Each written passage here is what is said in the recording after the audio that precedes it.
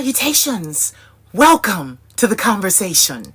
I am your host, the Queen of Shade, and I would like to formally, cordially, gleefully, and joyfully welcome you to One-on-One with the Queen of Shade Season 2. There are going to be a lot of surprises in this season. You're going to see a lot of familiar faces that have been here before, and some new ones. And it's going to be an amazing journey of discovery. Remember, these are not interviews. These are inner views. Let us see what your soul looks like. So pull up a chair and don't forget to comment, like, share, and most of all, subscribe. To follow the show, please subscribe to my YouTube channel, The Queen of Shade, and you can follow the show there. There's also a podcast version of the show, but that hasn't come all the way out yet. I did a soft launch, but that will be coming out too.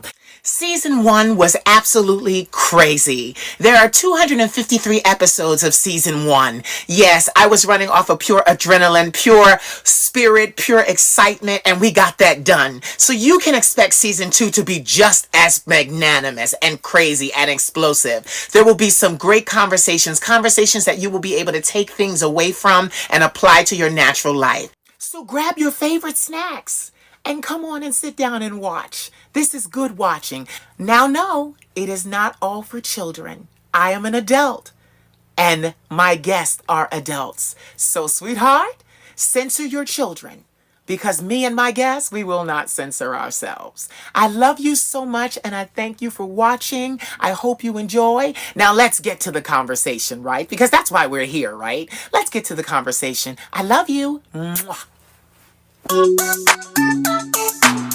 You fall.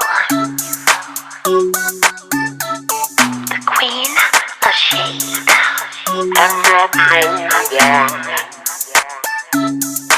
I'm not the only one. I'm not the only one. I'm not the only one. I'm gonna get you, boy. I'm not the only one. I'm not the only one. I'm gonna get you, boy. Mister, how's your wife and kids? Do they know you like to handle this? I say, mister, why punish your son? 'Cause his daddy likes my kind of fun. And at night you always call my phone. You're always asking if I'm all alone. And when I tell you that I need your love, you come running just to feel me up. Hollywood actor, music producer, artist, performer, and entrepreneur, Anthony A.J. Mcginnis. My brother from another mother.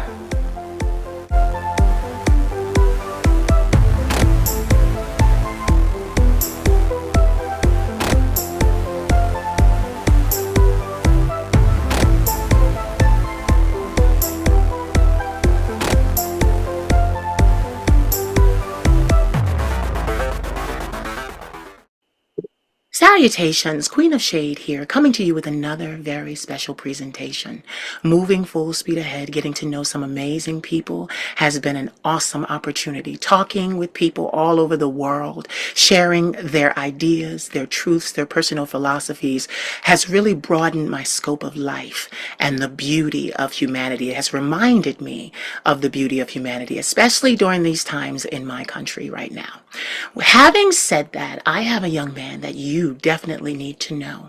He's been here before for Season 1, but now he's back for Season 2. And I can't wait for us to start to speak, because this young man I call my brother, because he's very talented, very ambitious, very driven, and a genius. And I am too. But anyway, ladies and gentlemen, without further ado, I would like to welcome back to Season 2 of One-on-One with the Queen of Shade, Mr. Anthony Mcginnis.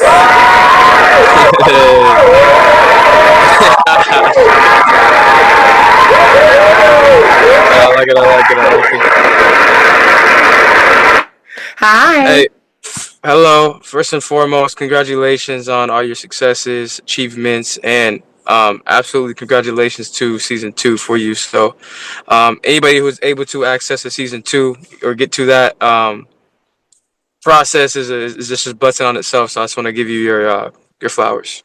Thank you. And you know what's so funny? All you Hollywood people do that. When you sit down with somebody, you always congratulate you, all of y'all. Congratulations on your success. Like it's cool though, because I feel like it's like industry standard because it sets the tone for a beautiful conversation. It gives the person the acknowledgement and it shows that their hard work is valued. And I just want to say thank you for doing that because I am a firm believer in you and everything you do and just who you are. So thank you for the flowers. Yes, season one was long. And I must admit that this is my first time back to season two in a couple of months. I could, Okay. I could not bring myself to do this because of what was going on in the United States with our current administration. I was Mm. crippled by a feeling of unworthiness. And I'm going to tell you, I've since dealt with it in therapy, but this to some people looks like a luxury. This to some people looks like, oh, it's let's play dress up and talk to people and it's fun. And that's what it is. And so I was really feeling like my place wasn't valid because I'm like, people's families were being ripped apart. They were being deported. Rights were being taken left and right from various communities. And here I am up here. Oh, I'm an entertainer and follow me and give me your money. And, and for a second there, I lost my way. And Mm. it took my entire team. When I tell you my grandmother, my psychiatrist, my doctors, my best friends, everybody, and you to really cause me to realize that this is the time when the artist is supposed to hit go.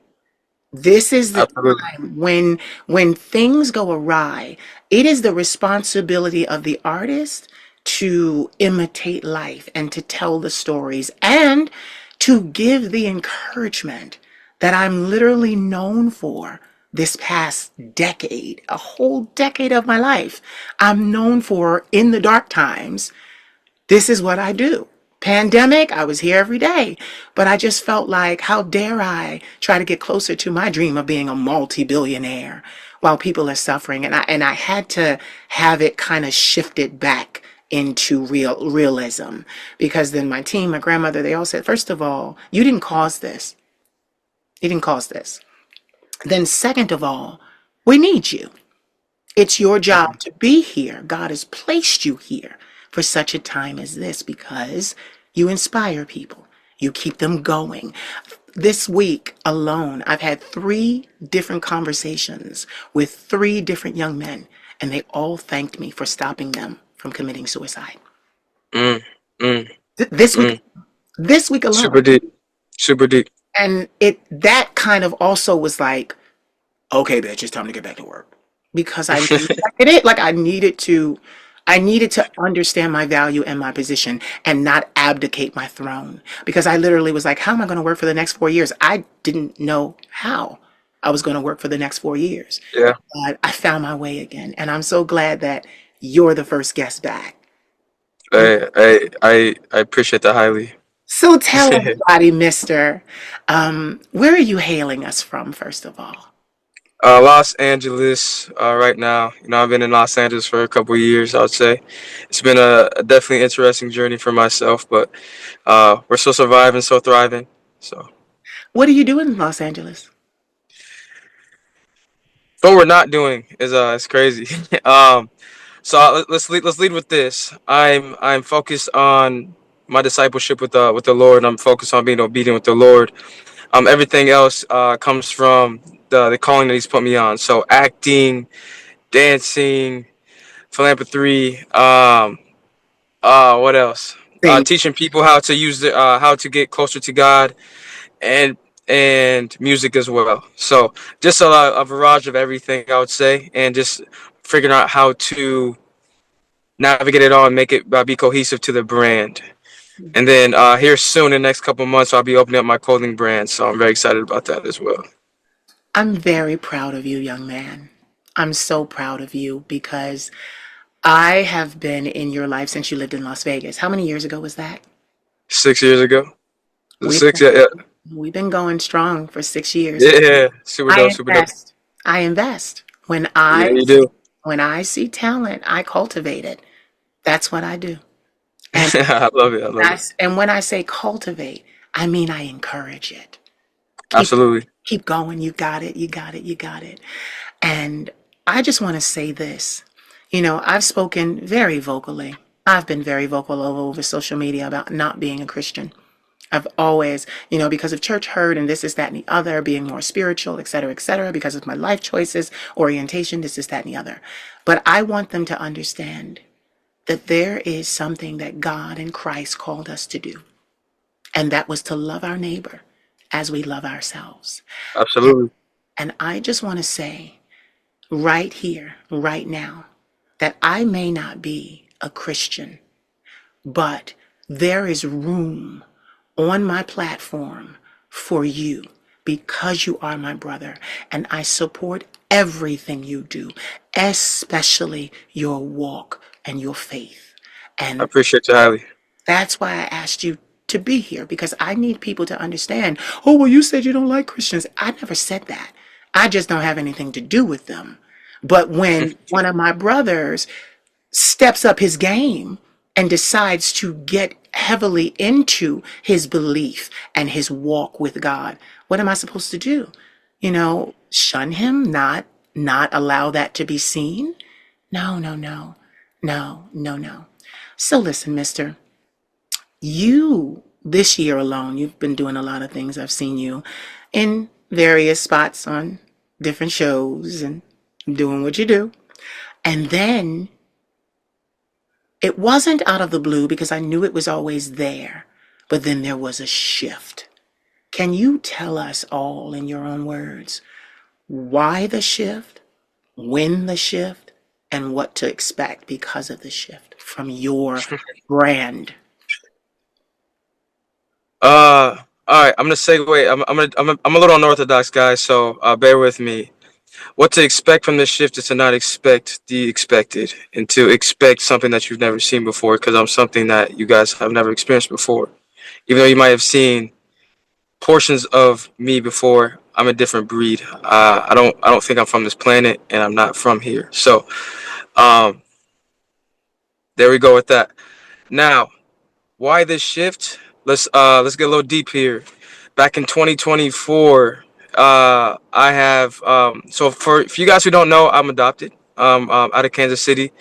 Grew up with a white family, so I've seen both sides of the perspective. It wasn't until the age of 22 where I met my birth family.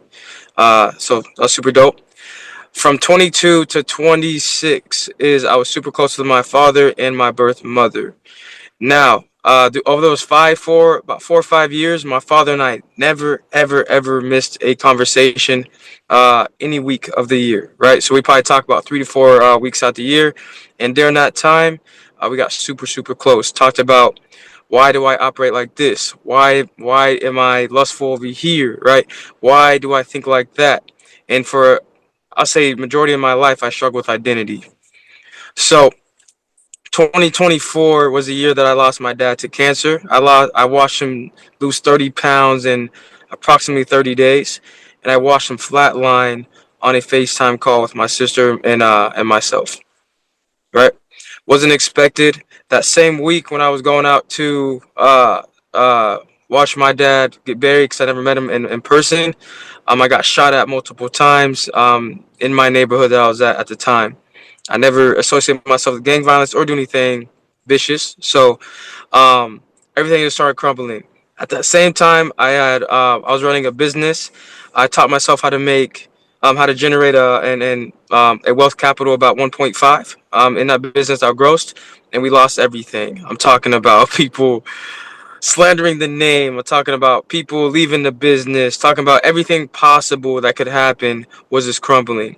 And the reason why it crumbled is because my foundation wasn't on the foundation that I was personally called to be built on. So the shift happened when I lost my father. Okay. That's and I just kept getting called to this higher power. Um, After that, I tried to get back on television. Nope, didn't happen. So I say what happened was every possible avenue that I'm proficient at, that's super easy for me to perform in, was strictly blocked. And I had nothing to turn to except God Himself, right? And I was then He called me. He's like, "All right, do you hear me now? Do you see me now?" The day that my father died, that same night, I had this. I was laying in my bed. I was tearing up, and I felt nothing but chills go through my whole spine. It felt like maybe 300 pounds were just on my chest. There was just chills. I couldn't move, and I was just looking at the sky. He's like, "What are you gonna do?" And from that moment on is when I started to go back. I get back into church, and it took me about a year, right, of cycling through other stuff from there, and then I finally got baptized in September of last year. Wow. Wow. What I love about you is this is going to help so many people. There's so much to unpack there. But literally, I'm not going into that because that's your personal life. Let's unpack it. Let's unpack it. Okay. Let's unpack it for people who need help. Okay. Go ahead. Okay. First of all, the struggle with identity, being adopted, how did that impact your identity? And are you still in conversation and connection with the Caucasian family that raised you? So yes, absolutely. I'm actually have a phenomenal relationship with my adopted mom, and I thank her for the experience and what she was for me. She was my mother and my father. Her and I are super close. She never missed an event. But also growing up in that situation, I always felt like I had to perform for somebody, right? I was a black kid in that white vicinity and all that type of stuff. So I had to figure out how I could survive. So I learned how to survive very young and to basically keep myself in a universal perspective in everybody's mind, which was very difficult for me because it was like inside I feel empty, but outside I'm making everybody smile and I'm making everybody feel good. So the identity crisis with myself was like, all right, why do I act like this? Why am I doing this? Why do I have these abandonment issues? And why do I get told I'm loved every single day from my mother, but then deep inside I don't feel a thing? Yeah. You and I have that in common. There's actually a word for that. It's called a chameleon kid. It's kind of Absolutely. to in order to not make waves, to be pleasing, to not be singled out. We learn to entertain. We learn to make people smile. We learn to sing. We learn to dance. And I would venture to say that most of our stars today, most of our actors, models, singers, dancers, they experienced some form of that, which is why we can do the craft of entertainment and performance. But it's really a freeing thing when you are in control of when you perform, how you perform, who you perform for. And it's not just this, well, I perform because it's the easiest thing to get people to like me. It's how to keep people off me from bullying me. I learned that a lot being a chameleon kid. It was like, make them laugh, sing to them to stop them from using their fist on me again. So I know that experience as well. Now, I've heard this term floating around a lot, especially from a lot of our famous public figures, the imposter syndrome. It's like, because you're used to playing a role, because you're used to being a different character all the time, they sometimes forget who they are. Have you experienced that on that level?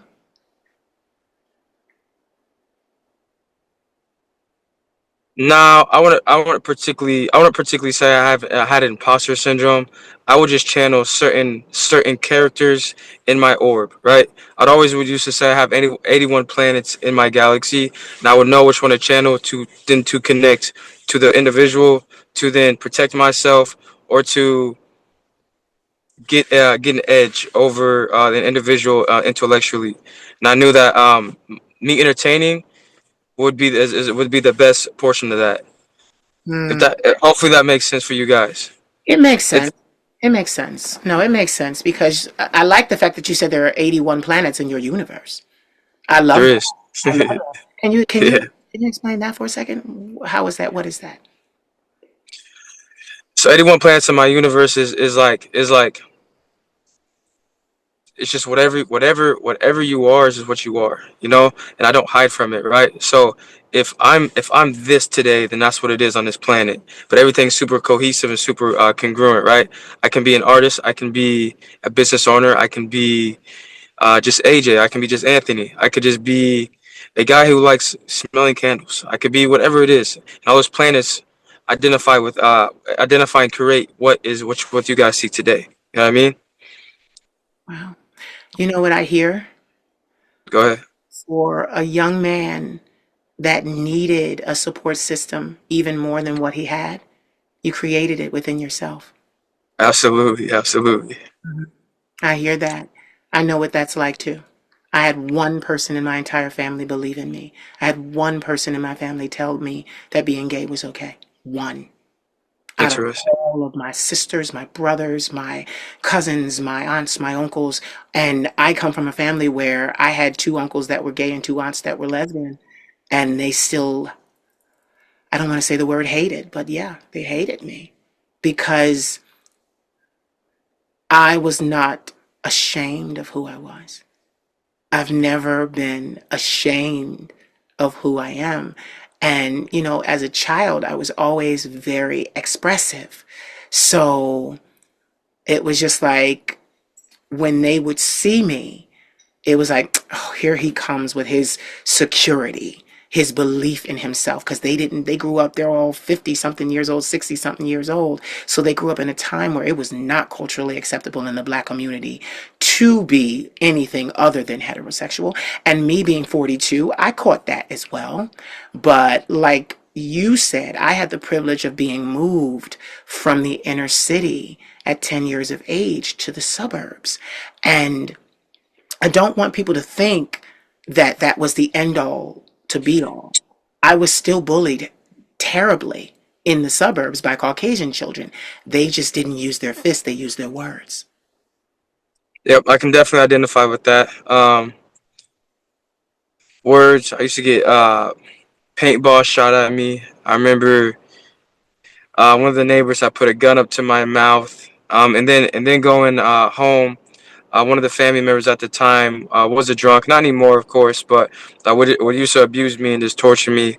And that's when I learned I would never let a man put his hands on me again. I'll never let anybody have any intellectual power over me. So I've always seeked how can I be so universal? How can I be extremely diverse and make everybody feel comfortable to where I can play the game the way the game needs to be played? And it's not to hurt anybody, but to also protect yourself. And also, you just got to know what type of character you are in this universe and what type of character that God, or whatever you want to believe in, right, is calling you to be. And for the longest, I would always run from that, hide from that, and today we don't anymore. That's It good. is what it is. If you accept it, you accept it. If you don't, sorry that you're missing out on the blessing. You know, I love that because I was called to be kind of at the other end of the spectrum. Get this, I was speaking to someone who a dear friend of mine and who's in Hollywood right now. He's a musician, he's a producer, he's a singer, he's a dancer, he's an actor. He does so much. He's won Emmys and I'm not going to say his Mm. name here because I don't want to put him on a spot, but he's a very very famous person. I'll tell you when the camera goes off. But like we were just talking not last night but the night before, and he really said some very powerful things to me about, you know, self-identity and self-awareness. And we both grew up in the church, and he talked about it's not your fault. It's not you didn't cause who you are. God made you who you are. And why I say I'm at the other spectrum or the other end of the spectrum is because he even said it to me. He was like, this era that we're living in now is one where you have to be okay being the villain. Well, he was telling me, he was sharing his own personal journey with me, and I was agreeing with him because literally I want to backtrack just for a second. They all know my story. Everybody does, but this is a conversation, not an interview, so I can regale it and tell it again. But like, I literally, I've been a lot of places in my career. I've been a lot of places, a lot of countries, and I've been blessed to be able to do that. I never felt like I had a place to belong until I went to France. I didn't feel like I belonged anywhere until I went to France. And when I got there, I was 22 years old. I'm 42 now. So that just shows you. So when I got there, I come from a uber religious family, and I have a lot of church hurt around that, but it's not something that hinders me. I understand it and I accept it, and I find the good in it. But being there in France, I'm very, we haven't met in person, but we will, and I will be hugging you really tightly. But like, my stature, I'm 5'11", and I'm very slender, and my stature, my natural bone structure is that of how a woman's body would be built. It is not something I did. I didn't have any surgeries. And I didn't get rid of an Adam's apple. I didn't have it shaved down, but I don't have one. There are things about me that when you said I'm from another planet and I'm this, that, and the other, that I could relate to, because these things are in me, and people would realize, and it would be the source of a lot of pain and devastation by others to me, done towards me, because they'd be like, oh my God, he doesn't have an Adam's apple, and what is he, this, that, and the other. So what happens is I go to France and I'm modeling, and I'm grinding. At first I'm not getting in the door. I get in the door and they're like, okay, welcome. We know exactly what to do with you. Put on this wig, put on this dress. I couldn't do it. I hadn't healed around it yet. I was only 22. I was only 20. I forfeited a beautiful career where I would have never had to come back, because I cared about what my family thought of me all the way back in America. Mm. And the crazy thing about being the villain, that's why I say be the villain, is because when I finally 10 years ago said, just 10 years ago, now mind you, I've been in this business 22 years. Just 10 years ago, when I decided, you know what, I'm going to be the villain. I'm going to do what I need to do. I'm going to be who I need to be. I put on a wig for the first time. I put on a dress for the first time. And I clicked. The whole world came to my table, because for me, I'm not trans. I'm a transvestite, but I like to call myself a trans illusionist, because I give you the opposite illusion. This mirror gives you the opposite illusion. All man, beautiful, proud of being a black man, first of all, because it just gives me that extra oomph that all this creation, all this creativity, all this talent is once again present from a black man. A real black man, a genetically born black man. We are so dope. And I love when I think about it that way, because the world always, they like to take from us. They like to take parts from us, but they don't want to acknowledge us. Well, in me being the rebel, I wasn't asking for any more acknowledgement. I put on the wig, I put on the dress, and my stardom began. And it's so crazy, because I think about everything that I've done as far as building my career has been to go back to France. I didn't want to return to a wealthy city a pauper or poor. I didn't want to return to a wealthy city and have nothing to do to offer to their civilization and their country. So I spent 20 years of my life not even concerned with what was going on outside. I spent 20 years of my life in my own dream state, creating and building and forging this fashion, music, acting icon that literally is worth her salt, that can literally work anywhere in the world. And like I said, this person that said to me, he was like, because even when I put on the wig, he came to me 10 years ago and he was like, now you're going to do it. You're the villain and you're okay with being it. And what I say about villain is villains aren't always bad. It just means we're not what you want us to be. So we're contrary to your ideology. That's all it means. I'm not out here hurting people. I'm very benevolent. I share my platform with everyone, and I love doing that. But I understand that portion of, you got to stop caring what people think on your I end. Mind. Please go ahead.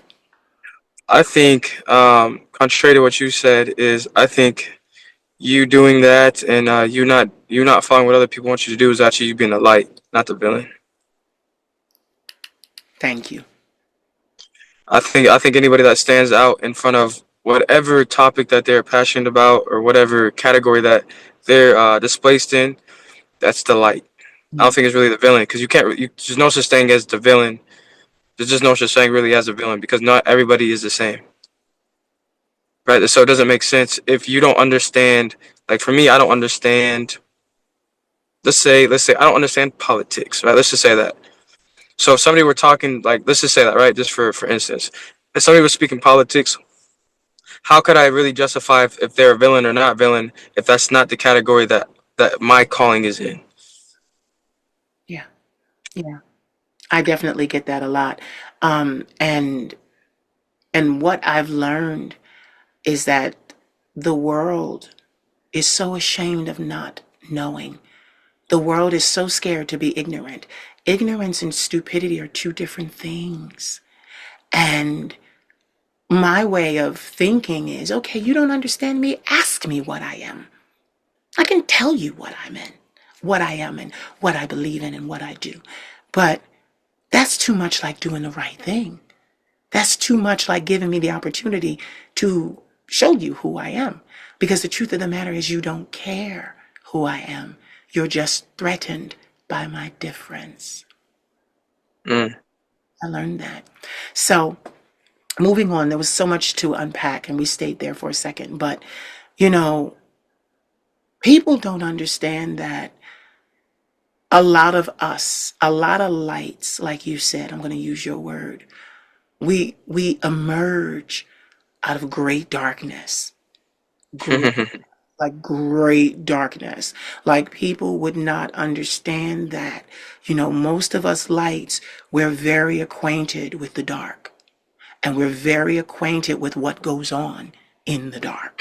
Yeah, A lot of absolutely. things, and there are a lot of things that go bump in the night in the dark. And a lot of us have had to fight battles blindfolded because darkness is like a blindfold and you're swinging and you can feel something every now and then and it can see you, but you can't see it, Absolutely. you know? And that speaks to the spiritual walk as well because, you know, I really had a lot of hurt and pain surrounding who you see here. And I want to say this. I was talking to my grandmother. I was 12 years old and I was at my church, was a very famous church in the city where I live. And a prophetess was in town visiting. She was a lawyer and she was also a prophetess. And she did like an offering, and everybody that was giving the offering, I had a couple of dollars, my grandmother gave it to me, I was 12. Everyone that gave the offering or went to the offering table, she took you by your hand and she saw me coming. So, I was a child, I was 12 years old. She didn't think anything of it, so she just put out her hand, but she was speaking to a gentleman over her shoulder, and she took my hand and she jolted and she stopped everything. And she looked at me and she said, "You're pretty, but you're not that pretty. You are a man. That is what God made you to be. That is what you should always stay." And she made me repeat several times into the microphone with my high voice. And no one in the church believed me and they laughed at me. "I'm a man." And she humiliated me standing there because she saw my future. Mm. And because my future didn't align with her version of what was acceptable to God and to her and to the black church, she tried to kill my future right there. And I was actually just speaking to my grandmother about that the other morning. I woke up and I ran downstairs and I was like, "She saw this." And my grandmother was like, "What?" So I had to tell her the story. And she was like, "Oh my God, she saw this." And she tried to stop it. And she put mental blocks in my mind to where I began to run from anything like this, which is why I forfeited myself, my career as a model in France. Those blocks were there. And I had to literally get with a team of doctors, psychiatrists, therapists, my grandmother, people that loved me, and we had to do the work of removing those mental blocks. And I came to the knowledge of who I am. Now, as I look back on it, I was 12, I'm 42. You can't stop my destiny, whether you agree with it or not. Whether it is something that is palatable for you, you can't kill a destiny in me because you didn't give it to me. You didn't write my story. And my story is very, very weird because, you know, a lot of preachers would tell me, you know, even in college, they're going to, you know, you're unorthodox and you're going to amass lots of money and people are going to hate you for what you amass. But they're going to, in the end, have to say that you're a man of God because God walks with you. He's the one that orchestrates everything that you do. And to this day, it is that way. But people have constantly tried to stop me from getting to this point in my life. But I'm here. So with saying that, you talked about a lot of abuse there. Are you seeking therapy for that? I did when I was an adolescent, of course. Today my therapy is just being authentic as I can be, and I actually use the Bible for my therapy, and that's what has actually helped me be who I am today, and that's what's actually helped me heal a lot. You know what I mean? A lot of people go in that direction, and I definitely think that's a great direction. For me in my relationship with where I'm being called to go, he wants me to address him. He wants to clean it inside of me first, and then I can go talk to other people because he doesn't want me to be swayed by other people's opinions, Right. right?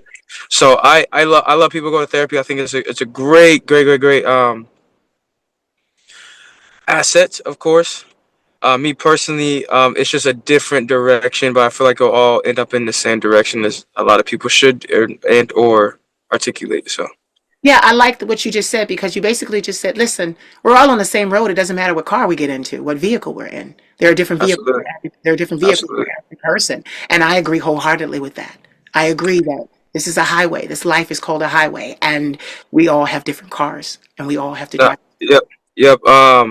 As I've learned in business, we have a magnitude of different type of geniuses, right? And what you don't want to do is be altered in a losing formula that doesn't articulate with your genius, right? So my genius best articulates with the Bible and going in that direction in that aspect. Other people's genius might be from somebody else speaking to them and then them able to like uh rewire certain brain waves and stuff like that.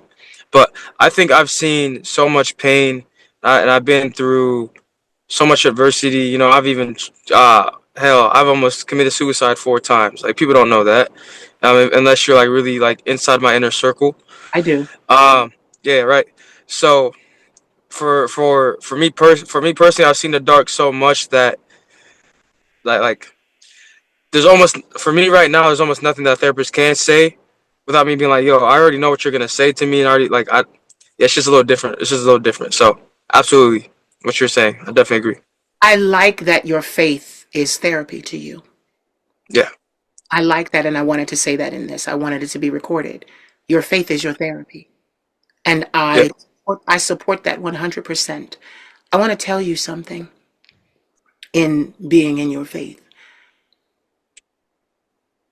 When I was younger and I was taught in church, I didn't hate myself, but I didn't like myself. Mm, I saw myself as the bad guy, again, the villain. But when I got to college and I had the first nervous breakdown that I had, I think I've had two in my life. It wasn't because I was coming out or, excuse me, it wasn't that I was coming out or that I was losing my belief in God. What caused me to have a nervous breakdown was that from the time I was 10 years old till I was 20 years old, I served God fervently. I believed everything He said. I believed every Bible verse.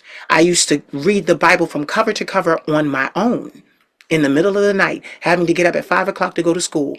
But literally, I would, with my highlighter, and he said this and he said that. I can tell you that Bible forwards and backwards because it was something that was of interest to me. But the reason I had the nervous breakdown was because I was then faced with the realization that a lot of people that profess Christianity live a separate life or a different life. They Yeah. don't live what they say. And here I came into it as a baby. So I believed everything and I believed everyone in my church was good and on the path of Christ and literally doing right. And then when I reached a certain age, I realized they were lying. I realized Absolutely. I realized that they were doing what they wanted to do behind closed doors. And that fractured my personality. I love that perspective, and I definitely see how that fractured your personality. For me, and how I view it, it's all about the relationship with God. And for me, I love exposing myself. I'll expose myself 1,000 times in front of 1,000 people, and I don't care because I'm so comfortable with the individual that God has made me.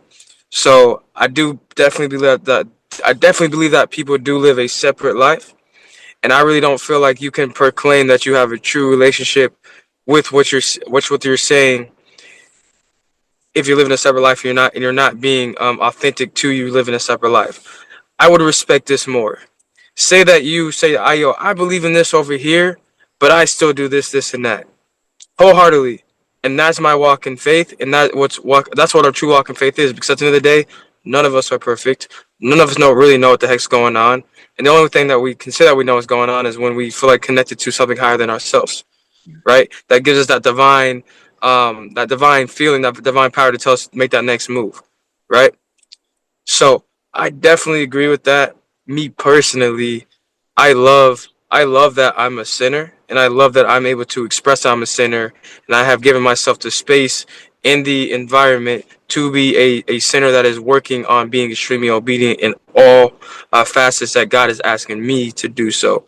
And with that, that's why I'm able to not judge, not really give a darn about what anybody got going on or who anybody is, because it's not meant for me to be like, oh, you're doing that, you're doing this, you're doing that.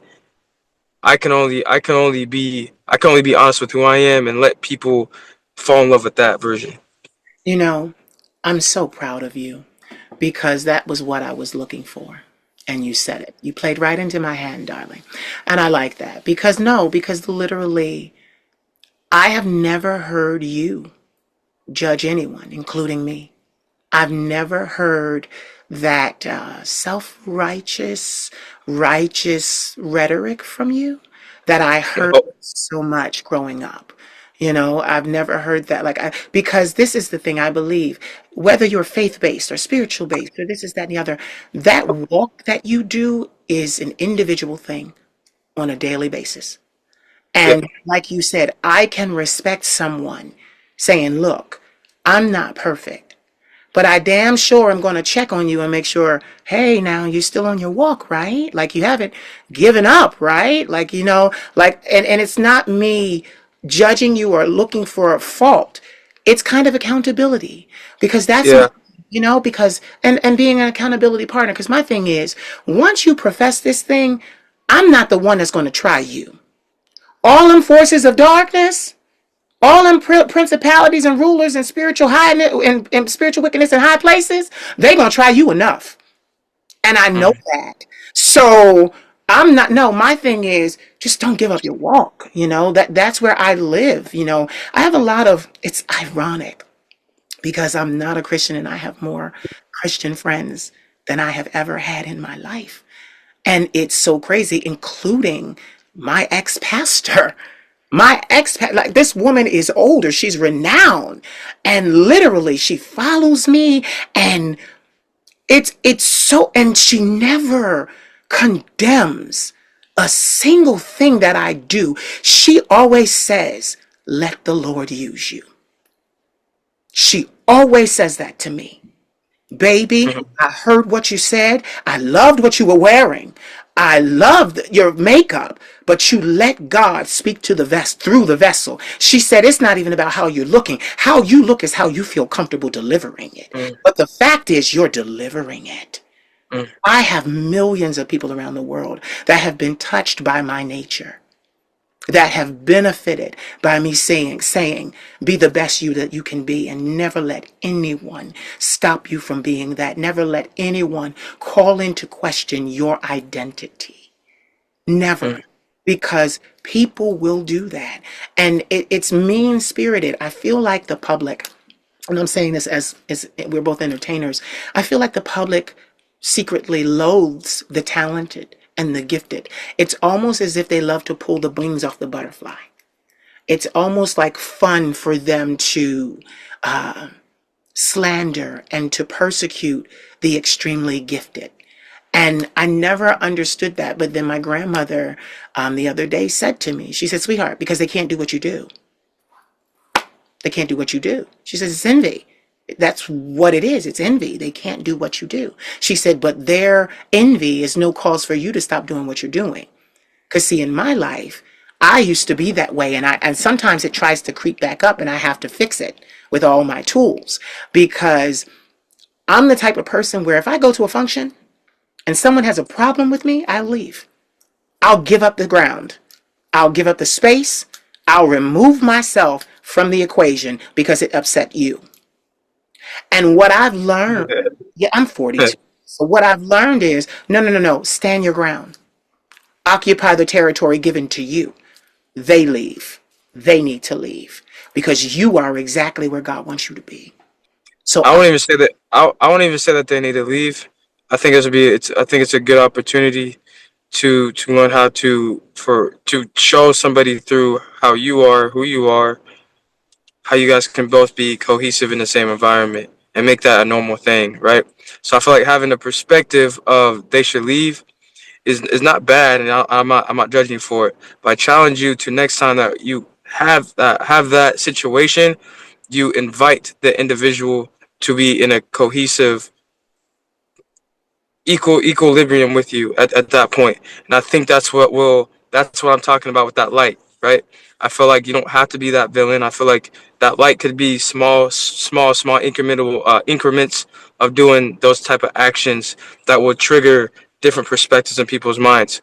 Which is why, for me being an African American male, I've always decided to be, let me be universal. Let me talk super sophisticated. Let me operate in a certain planet to show people what it really is and what it really can be. and I love what you said, and I'm going to counter with this. The reason why I said what I said the way that I said it is because I will not be tolerated. I will Mm, not stay in a space where I am merely tolerated mm. because of my upbringing, my training, my past, my trauma. I will not coexist with someone who has already made their mind up about me, not even knowing me, and then they're tolerating me. I will not be tolerated. Just like you will never let a man put his hands on you, I will never be in a space where I'm merely tolerated. Won't happen. I have a problem with that because I deserve way more than tolerance. Way more. For the I respect work, for the work that I do, for the creature that God has made me, I deserve way more than to just be tolerated. And that's why I'm so vehement about that. Now, if a person is willing to meet me in the middle, naturally, I understand that. I also want to say this, Queen, because I am very close to you. Instead of having that perspective, even though you may know it's that perspective, Mhm. what if you subconsciously switch a perspective and be like, even though you are like this, I'm still gonna I don't even need you to meet me I don't even need you to meet me at 50-50. I'm gonna meet you at 100 because that's who Queen of Shade is. Well, she's not. And I'm going to let you know something. That's a Christian belief. I don't have it. I don't even think that's a Christian belief. That's not even scripture. Cause I think I would have put out scripture in that aspect. I think that's me, just me being me, 100%.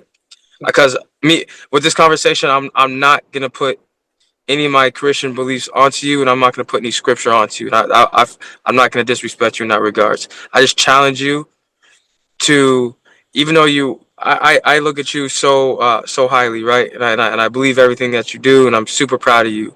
But I feel like that we every single day there's a strength that we can strengthen and a weakness that we can let be weaker. And I feel like it'll make you even more powerful to go to even do those things that were like, that's not me. I don't tolerate that. We'll do this. We'll do that. I think it'll be super beautiful to even let yourself even be more free. Because I believe that you are very free, but even small incremental stuff like I said a couple seconds ago, doing those type of things, I think that'll even make you more free and even more powerful. You know what? You know what this is? I like this. I like this. It's an age difference. Our age difference is showing. You want to know why? Because I'm not going to argue with someone who's made up their mind. I'm not going to try to change someone's mind who I respect it. already made it up about me before I even got here. I I'm respect it. like that. I like that Yeah. we're doing this because they get to see the differences of age. At when you reach 40 years old, you don't give a hell. You don't give a hell anymore because you no longer need validation, and I respect it. you no longer need to be liked. Like, it's so funny because my nephew just turned 24 2 days ago, and he said to me, he said, Unc, because he's known me for such a long time. He was like, Unc, when you hit 40, because I'm 42 now, he was like, you stopped caring about what people thought about you. You stopped caring. You stopped investing your time in dead situations. People know me. Absolutely. People know me. Like I said, my friends, Emmy winners, this Grammy winners, Tony winner. Like, literally, I'm in my echelon. I'm talking to the people. I'm talking to my contemporaries. I am not going to waste my breath trying to change the mind of someone whom already made it up. Now, get it. If I was a younger me, I can give you that. If I was a younger me, I would have tried, and I would have entreated them with love and kindness, and I would have tried harder, but not at 42. No, I'm not. When I already know that this is how, and see, that's the thing. I'm aware this is how you think.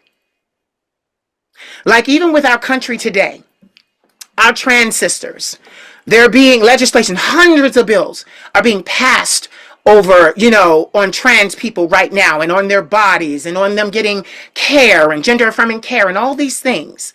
And all of that could have been solved had most of these people, like you, if we go your way, came and to a summit and sat down with a trans person. A lot of the people making legislation against trans people have never seen a trans person in their presence ever in life.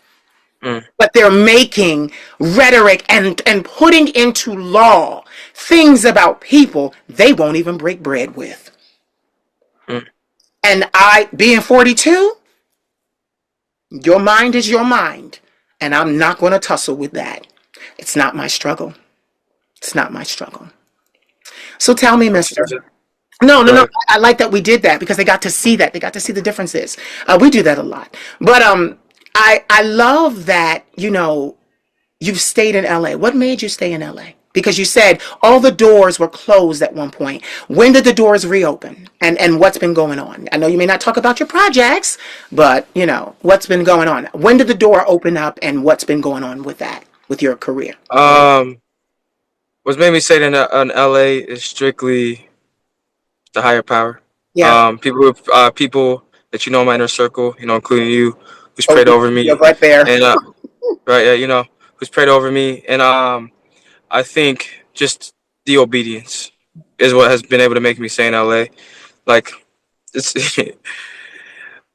obedience, right? I think what's like really helped unlock a lot of things for me personally, it's just me being obedient to stuff that I personally know that's been blocking me from my blessings, right? So I think that the calling has always been there, but I've been so disobedient that I've not slowing it down, but I've made it more difficult to be able to receive the blessings. But it was also needed for me to be disobedient, for me to be able to be to be obedient. And what also made me say in LA, and I was like, well, I got on television doing it this way, right? I've reached millions of people. I've been viral on multiple different platforms doing it this way without the source that I feel so powerful when I connected to it. So what's gonna happen when with all these talents and with people who respect me just by seeing me or whatever it is? What's really gonna happen when I'm obedient and I'm persistent on what my connector is telling me to do? And that's gonna be extremely dangerous because I've been in rooms I was not supposed to be in.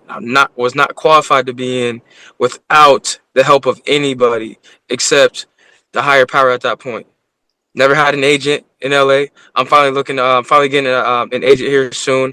Never had credentials or never studied music, acting, or anything like that. But it's just how the DNA is designed. It's supposed to be there. So I think what was made me stay in LA is the excitement of the unknown, and on top of that, I'm willing to do what other people aren't willing to do to show them that like a kid from Kansas City, Topeka, Kansas, was adopted, been abused, suicide, lost identity, lost a lot of money, didn't know who he was. People didn't believe in him. XYZ, XYZ. If I'm able to get on these said platforms with these said opportunities and still remain myself, then that's why I've stayed in LA. Because I'm here to clean it up. And I'm here to show who the heck Anthony McGinnis is. You know something? This is why I call you my brother. I am so proud of you. When I tell you, you always say that to me because you're like, why do you say that to me? You are a light and you are talented down. And what I love about that is I see you. You know, I've seen pictures of you on set. You know, they circulate and you're the shiniest thing in the camera lens. And you're just standing there and you're not even, and what I love about these photos that I've seen, you're not even looking at the camera, so you're not posing. You're interacting with a fellow thespian or actor or singer or dancer, content creator. You're not even paying attention to the camera. And someone is snapping pictures of you without your knowledge. And what I love is in those moments, we see your humanity and your love and the shine is there. And it's like, wow, to see that, that's what I see. And that's why I stay with you because it's like, you don't even know these pictures are being taken. And they're catching Super the dope. essence. Yes, they're catching the essence of who you are inside. Super dope. Super Bravo, dope. Super cool. bravo, bravo. So tell me, mister, because our hour flew. We just we went back and forth and had a conversation, but I want to know because I don't want you to leave here without being able to use this as a think piece for someone that you are mentoring, for someone that you are helping on their spiritual journey and walk. So I want you to take the opportunity to promote what you do spiritually so that you can grow that community. And this is the time when you use your scriptures. I understand that you were respecting me, but I know scriptures. The scriptures aren't bad for me.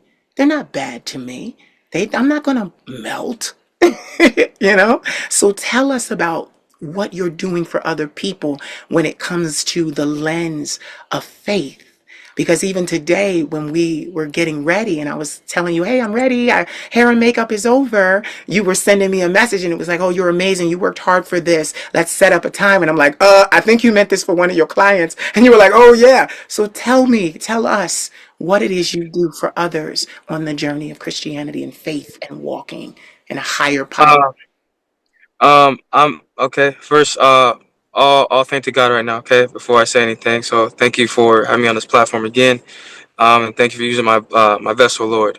I'm not doing anything at all. I'm being 100% authentically myself. I'm focusing on being obedient, which is in attracting people to me. I'm just giving people an opportunity to hear the testimony, and then me just assist them in the way of Jeremiah 29:11.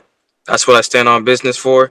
And me personally, I I just want to find out how real the Bible is through my spirit by standing on business and using the Bible as a standard, because I found certain blessings, and I've unlocked certain things I've been able to personally achieve with God by doing that, which has been way more fulfilling. Like I said, I've been around all the celebrities, been on Will Smith, Rick Ross's, Nelly's, all that type of stuff, television, business, all that type of stuff, and I've never found more of a feeling and more of a power source when I'm helping out other people. So on a worldly sense, let's take it down a little bit, right? Let's bring it down in frequency. What I'm doing is I'm helping. I right now I'm starting an 8 week course that's faith based and mindset based. How can we use how can we use our scriptures, and how can we use our faith to unlock blessings in today's time, and how can I help you unlock your calling to where you're not being subjected into subcategory that you think that you're subjected to, right? I don't believe in being in a box, and I don't believe in us not being what we are created to do, which we are not here by mistake. So there's a reason why we need to be able to soar, and I want to unlock people's frequency, and the only way that I know how to do that is by me being authentic in what I was created to do. Some people use scripture, some people use whatever they use. I don't know.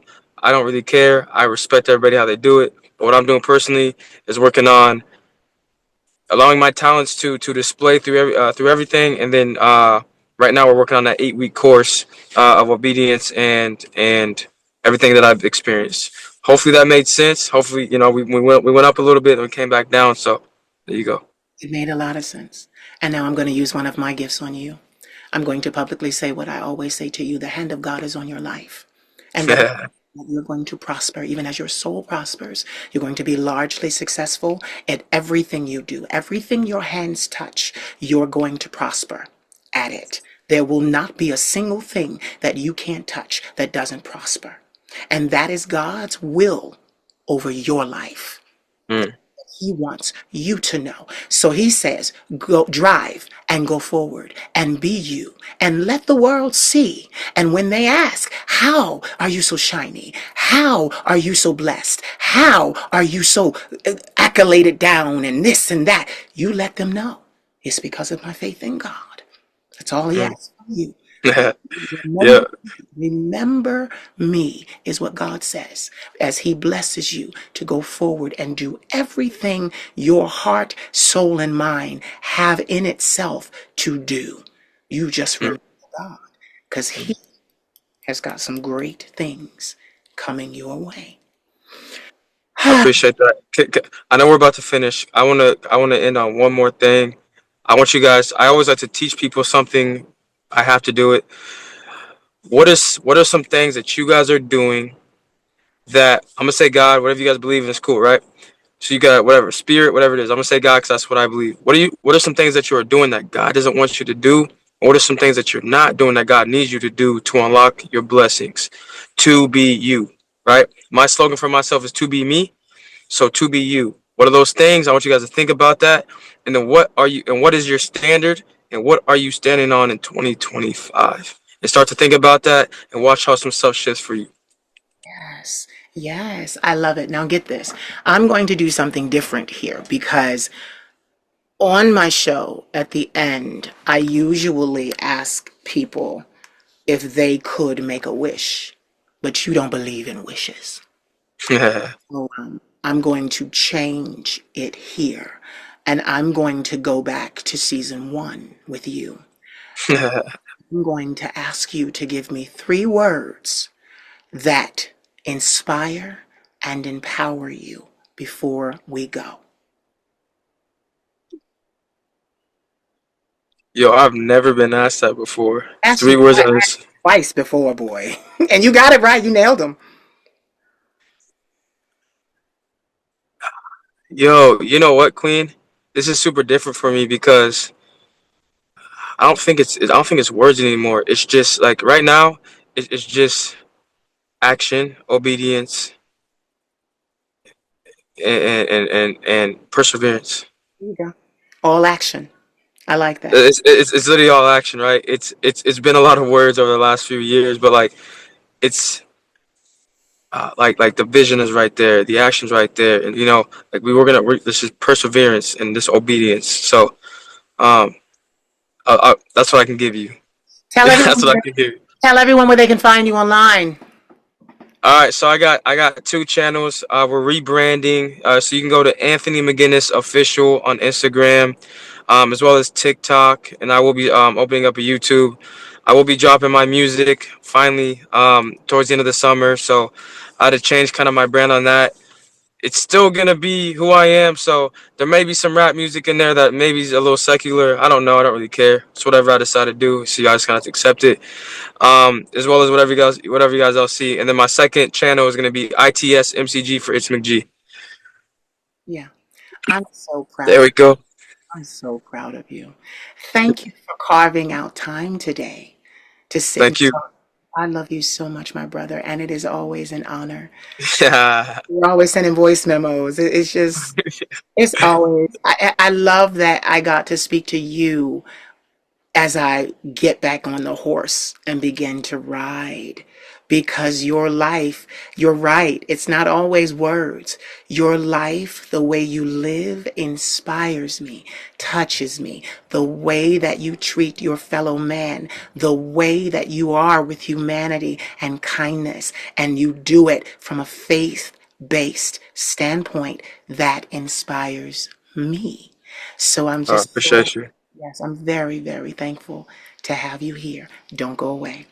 Ladies and gentlemen, you have heard the vocal stylings of Mr. Anthony Mcginnis.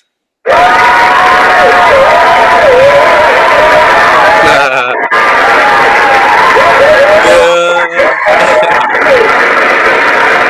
go. Did you enjoy? Was the conversation everything you thought it would be? It was for me. I love catching up with my friends. It was absolutely amazing. So if you thought it was amazing, please continue to watch, comment, like, and share. And most of all, please subscribe to my YouTube channel. I love you, and I do this for you.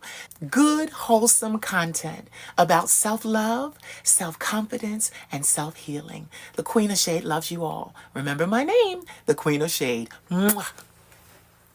And I wish you could have more of me, but I'm questioning your loyalty. But you know my love is never free. Little boy, come get your daddy, please. And I wish you could have more of me, but I'm questioning your loyalty. But you know my love is never free. Little boy, come get your daddy, please. I'm not the only one. I'm not the only one. I'm gonna get you, boy. I'm not the only one. I'm not the only one. I'm gonna get you, boy. I'm not the only one. I'm not the only one. I'm gonna get you, boy. I'm not the only one. I'm not the only one. I'm gonna get you, boy. Hey, Queen of Shade here. Make sure you check out all of the music that you heard in this episode. Right now, streaming on all platforms. How do you find it? Simply place in my name, the Queen of Shade, wherever you stream your music, and let the music listening begin. Please subscribe to the Queen of Shades YouTube today for over 1,000 original videos created by the Queen herself. Subscribe today.